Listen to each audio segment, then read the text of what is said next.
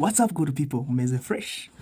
Ngiye kubatera story, but I believe that umuntu wese uri buyikunde ari bukande like, akore follow, narangiza mbwire muri comment ko yumva.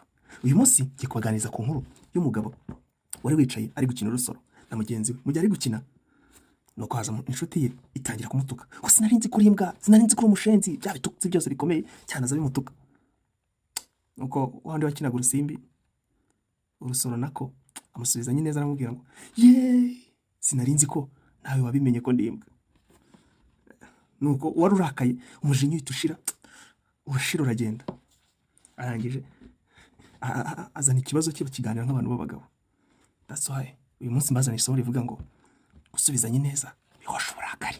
Ugomba kwiga gusubiza neza kuko bihosha uburakari. Umujinya wandi yarazanye byashoboka ko bahita barwanya kuko ururimi rwoshwa n'urundi. Yari kumutuka ndakamusubiza, kamutuka ndakamusubiza, bikageraho barwana. That's why I'm saying that iga gusubizanye neza, iga kuvuga neza, iga gusubiza neza, bizatuma ugera kure. Turi mu rugendo rwo kugera kure heza hakomeye heza.